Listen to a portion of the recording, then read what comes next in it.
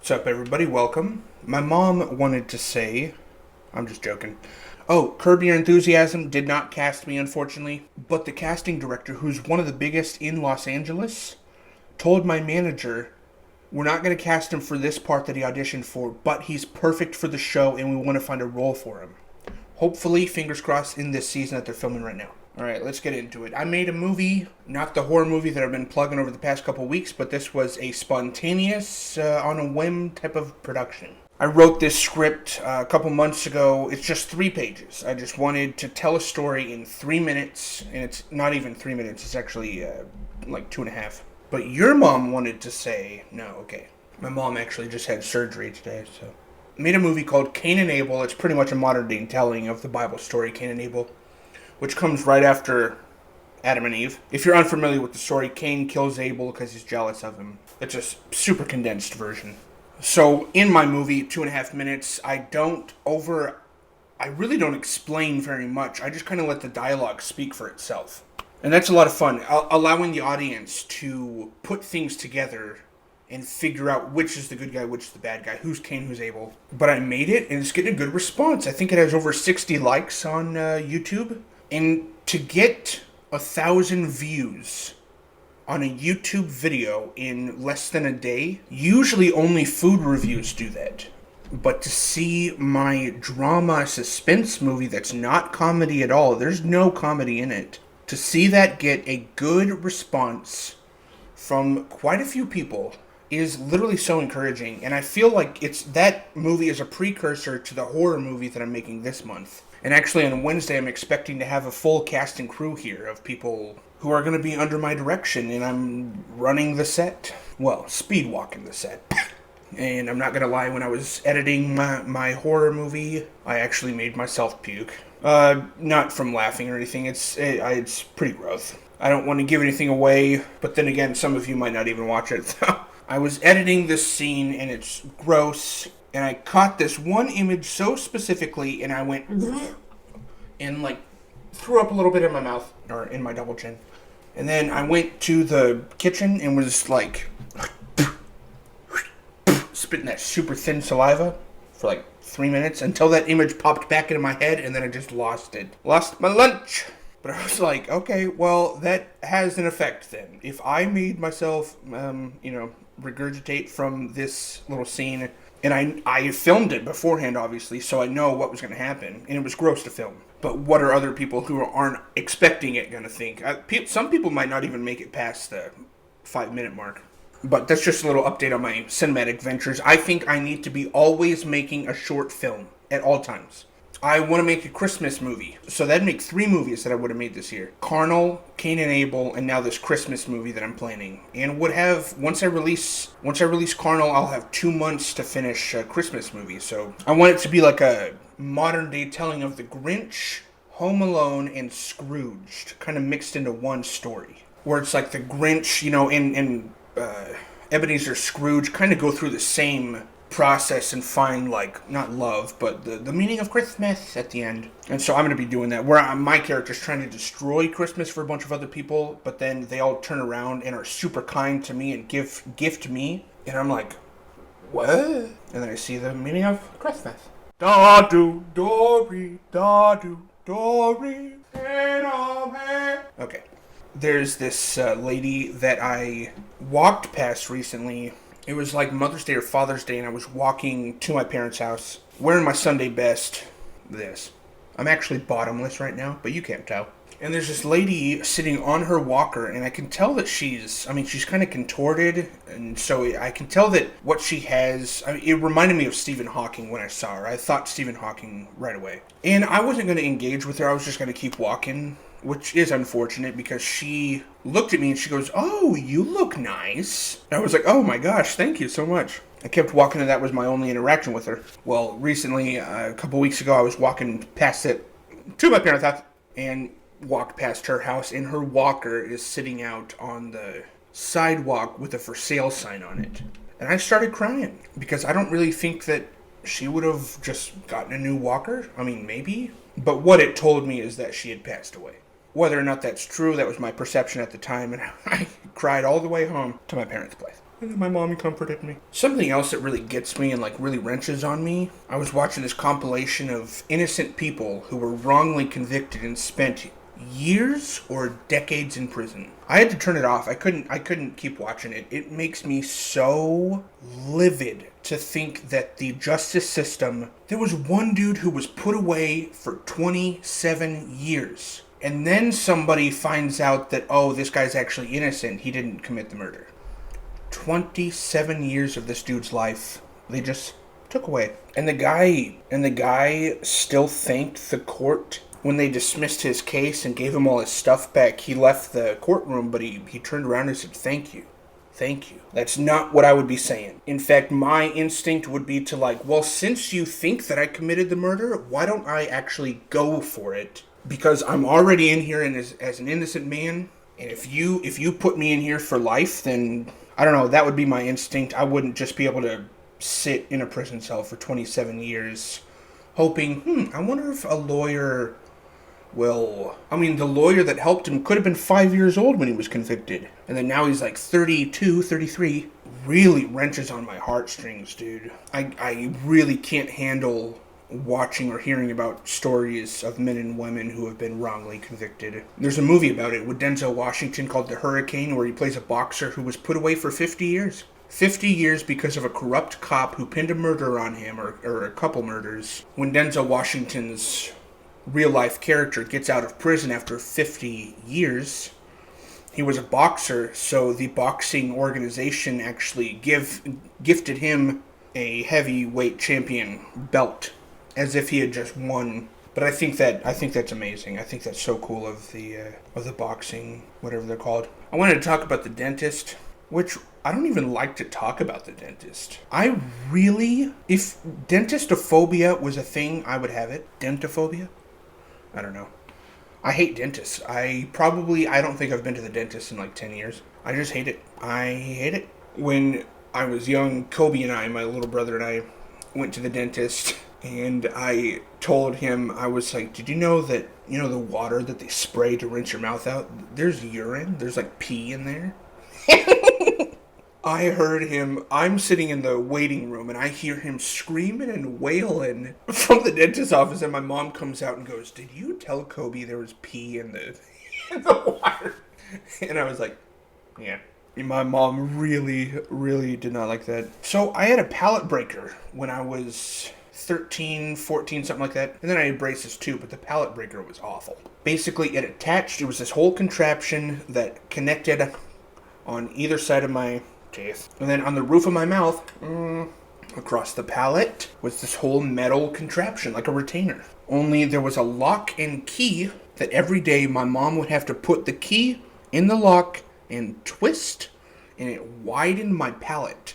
It was a palate breaker. Super uncomfortable. I hated that thing. Food would get stuck in the little gap, and so I'm constantly playing, getting food out of there. Plus, I never even wore my retainer afterwards. Like, I had braces for 6 months, and then a retainer. I didn't wear the retainer, so everything went back to normal. So, the whole process of the palate breaker and the braces was all for naught. But I think, specifically, I hate dentists. Because my first time, I don't know if it was my first time going to a dentist, but my first time getting teeth pulled. This was the first and only time that I ever had teeth pulled from a dentist. The rest after that was my dad. But the first time that I had my teeth pulled, I don't think he waited long enough for it to numb. So he gave me a couple shots. And I have this image of him pulling my teeth like this.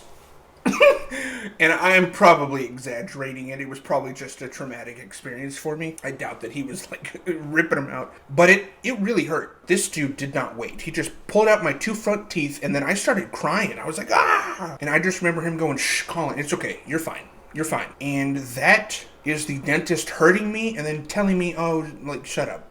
You're fine. Not okay. So stupid. I swear, I mean, maybe that was my first time at the dentist at all. I think it had to have been. But that was a horrible first experience, and I think really integrated a phobia into me. But whatever, screw them. Now I can actually go to the dentist for free because of my health insurance. I gave my job history in 2 podcast episodes, 2-parters, a couple months ago. And I mostly just talked about all the stuff that I was bad at in my jobs, but there were actually some stuff that I excelled at. So I wrote 4 down. Well, 3. I could have written more, but I couldn't think of any, so maybe not. I remember my first kitchen job after a month of consistently showing up right on time or just before, which from film school I learned that early is on time is late, and late is never again, so I didn't want to be late or on time. But the kitchen manager walked past me one time. I had just gotten to work, and he just walked past me and goes, "Thank you so much for being on time, dude." And the way that he said it made me think that he wasn't just talking about this specific time. I think that he was talking about the month prior, the whole month, whatever. And I think that he was separating me from the rest of the crew. There was one time I showed up on time. I don't know if Corey thanked me, but one of the employees, he goes, "Dude, you just made me look so bad." And I went, "You make yourself look bad." Yeah, me showing up to work on time makes you look bad for being late. Oh, gotcha. It's my fault. Okay. While I'm talking about this one guy who was late and, like, you made me look bad, there's this one story that I have to tell. Something happened where he looked at me, but he was playing, but it was like this aggressive, like this. And when he did that, I knew that he was playing, but I just did this little lip quiver. So I backed up with him and I just went, and he started chuckling, and then I went over and did something, and then I came back and looked at him. He had his glasses off, his face was beet red, and he was silently laughing like because of the little, I know that he noticed the lip quiver, and that's what made him laugh. So that was fun. That's one of my favorite moments from any job, is just this little like, and I've never made a coworker laugh harder than that moment. So I made him look good then. But I'm very punctual. You know, with the commas and the periods and the... I pulled up to a film gig one time right at 8 a.m. Like, on the dot. I was surprised. Actually, no, I wasn't surprised at all. But as I pulled up, the pastor that I'm filming with, he sees me and he checks his watch. And I was like, yeah, yep, you know. Which is funny, when you get, like, to class late or to work late. Not saying that I was late, but when you do, they check their watch, and he checked his watch and saw that it was on time. So, that's always a really good feeling. Boxing boxes for the state? I got into a really serious groove. Like, when everything's stocked up, I can do my job very well. I can get to the point where it just seems like muscle memory, and I'm not even thinking about what I'm doing. I'm just going through the motions. Which is kind of, that helps, because it puts you in like a robotic mentality, which is kind of what they want. They don't want people with personalities and and ways of doing things. Well, personality is fine, but I've actually had people at jobs go, "Why don't you talk?" I'm like, "Oh, I guess they're weirded out if I don't." But I was like, "I just don't like you." It's really hard to do my job well when things aren't stocked and we're kind of skimping, things are 86th. It's hard. I feel discouraged, like, but like I said, when things are stocked, I do very well. Like my job at Top Golf, I had like the fry station here, and then a whole station here. I could like get down into the cooler, reach up, grab this, toss this, plate it, put it up, and just be so quick. But then when things aren't stocked, I gotta like run to the freezer, go get this, or go get this from Dish. Oh, I couldn't stand being out of the little boats and plates and stuff that we served, being out of them because Top Golf was so busy. We gotta like coordinate with Dish. It's so frustrating. I'm sure there's more things that I excel at in a job. I just have to think about it a little bit harder. But I hate jobs. I don't know how much I've talked about like deaths in the family, and I know that this is not a very glorifying or comfortable subject for a lot of people, especially when people have experienced probably more death than me. Death in the family. That's mostly what I'm talking about, is death in the family or close friends, maybe. My cousin Jason was, unfortunately, he had a problem with his weight. I mean, he was bigger than me. He was like 400 pounds. And a little bit taller, too, so the dude was just big. And he passed away 5 days before his 30th birthday. He came down with, we thought it was pneumonia, but it was actually just heart failure. And he was in the hospital for 3 weeks. 2 of those weeks, he was in an induced coma because he was just coughing a lot. And he called my mom to take him to the hospital, and then they were like, "Oh, why are you coughing? Oh my gosh, you're dying." So this hospital sent him to a new hospital, the second location, after a couple days, released my cousin. They're just like, yeah, you're fine. You seem fine. He went home and died in his bed 3 days later. Last time I saw him was on a Sunday. I guess I haven't thought about this in a while. It's just so sad. So irresponsible of the hospital. Anyways, I walked him out to his car, and that was the last time. And the dude had lost like 30 pounds from not eating in the hospital. I just wish he'd been given a second chance at life, man. He never had a girlfriend. And in the hospital, he actually told my mom. He told my mom that there was this one girl he was looking to ask out when he gets out of the... And literally none of us know who that woman was that he was talking about. Not even his mom. We never asked. He just said there was one woman that he wanted to ask out after getting out of the hospital. Like he had found the courage with this close to death experience. And then he died before he could ever ask her. And that was 11 years ago now. So that one still hurts. And I'm only 27. But it'll continue to hurt as I get closer to 30. And even past 30, it'll be like Jason never made it to this point. So my great-grandma died right after Jason. Literally right after. She was 98, so it kind of makes sense. She was in an old folks' home, and she was so ready to go. She was so ready to die. At one point, she laid in her bed, just like this, and she wasn't talking to anybody, and she wasn't eating. And so they called my Aunt Bev, Jason's mom, and my great-grandma's granddaughter. And my Aunt Bev went to visit great-grandma. And she goes, "Are you okay? You just, like, you've been laying still? The staff is worried about you?" And my great-grandma goes, "I just figured if I laid still enough, the Lord would take me." And she got this urinary tract infection at the end, where she was talking to us like this. Bing boing, bing da dang dong. What the? Good day. And she thought she was making sense. And we're all like, but it's this urinary tract infection that was causing her to think she was communicating, and she's just talking gibberish. She even was like planning to escape the hospital, not the old folks home, but the hospital. And she like started whispering to my mom, and she's like, "Mindy, we're getting out of here." You know, as if it was a prison escape. I remember getting my great-grandma, or maybe it wasn't me that got it. I was filming her, though. I think I still have the footage. And she opens a Christmas present, and she just goes, "Oh, goody." And the whole family just erupted. It was like, oh, yay. But she was opening a bag of Werther's caramel candies. So, oh, goody's right. My Aunt Bev did get breast cancer a couple years ago, and she's been free from breast cancer, I think 4 years now, maybe 5, and she's going to get regular checkups, obviously, because breast cancer, I think, if you beat breast cancer, there's a high chance that it's going to come back. So for her to get checked out regularly like that, it wouldn't allow the cancer to grow. Hopefully they would find something. But that was scary. My dad had a heart attack at 50, and he's almost 60. He'll be 60 in January. And at 50, he had a heart attack.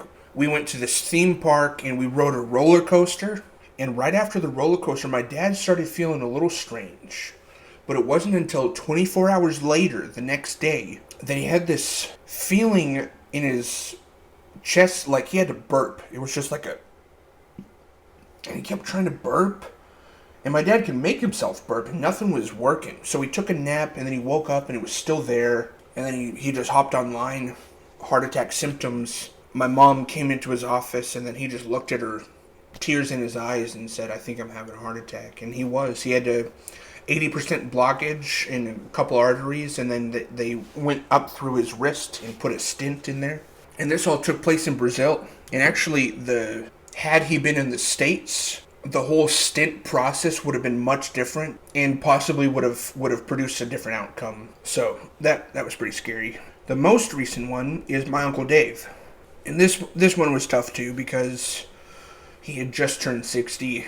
This was in November of last year. My Uncle Dave, who was the brother to my dad and Aunt Bev, this is all the Everett side. which is interesting because my dad's side of the family tends to struggle with the more physical ailments or physical health issues, and then my mom's side of the family tends to struggle a little bit more with the mental health issues, which could be the case for like every couple. There's like mental health and then physical health, and then they're passed on to the kids, and then the kids, pass those on. So unfortunately, my dad's side has had all the health issues with Jason, great grandma, Aunt Bev, my dad and Uncle Dave. My Uncle Dave was unresponsive for 24 hours, maybe more. People showed up at his place. And it's so funny because how he recalls it is they knocked on his door to wake him up, and Uncle Dave said he woke up and he was so angry that people were waking him up, but he didn't know that he had just suffered several strokes and several heart attacks. So that means for 24 to 36 hours, he's just laying there having heart attacks and strokes, and he doesn't even know. From December to February, my uncle lost 100 pounds just from this whole process. And now he's using a walker at 61. He'll be probably using a walker for the rest of his life. And it's really just sad to see. These aren't issues you should be having at 50 and 60. So, yeah, I'm going to stop that topic. I'm going to talk about some pet peeves. I'll just end the podcast out with this. Washing hands in cold water, I hate. I just figured that out recently. I mean, I put like a title to it, but I've always known it's just hot water. I use the hot water all the time. Cold water feels really uncomfortable. Washing my hands in cold water, I can't stand it. Plus, I don't think it washes nearly as much or as well. Another pet peeve is when I'm using my phone and I click, nothing. Click, no response. Click, click, click, click. Okay, thanks. TikTok is doing that right now. TikTok is glitching where if you leave a comment, the whole screen freezes. Leave a comment, send. I can't scroll. I have to exit out of the app. So that was fun to figure out. Click, click, click, click, click. Technology not working for no reason boils my blood. It causes me to panic and feel absolutely helpless. Especially when people make videos on how to solve it, but none of those solutions are working, or I can't get a hold of the right people, or people are like flabbergasted by the problem. Like, oh, it shouldn't be doing that. Yeah, I know. When technology doesn't work for no reason, like it's not broken, it's just glitching, I get a type of angry that I'm embarrassed to admit. Literally happened to me yesterday where I just got angry about something and I didn't like put into motion the punch, but I had the instinct to throw a punch just suddenly. And then I was like, oh, that's my microwave. Maybe I shouldn't punch. Maybe I should go punch the punching bag instead of my microwave. But I was surprised. I was like, whoa. I just almost threw a punch into my microwave. But I'm glad I can go out there and punch Sabonis, because that's what I named the punching bag. And because of all this, I just made a video about this where I'm like using the remote and it's not working, and then I just take off my glasses and then I go outside and just wail on Sabonis. Yeah, so I've talked about pet peeves before, and whenever I think of more, I just write them down and I want to talk about them in episodes. But that is my episode for this week. Again, sorry it was a day late, but thank you guys so much for being here. Make it to the end if you did. Huge. Thank you guys so much. Check you next week. Peace, everybody. Peace and love.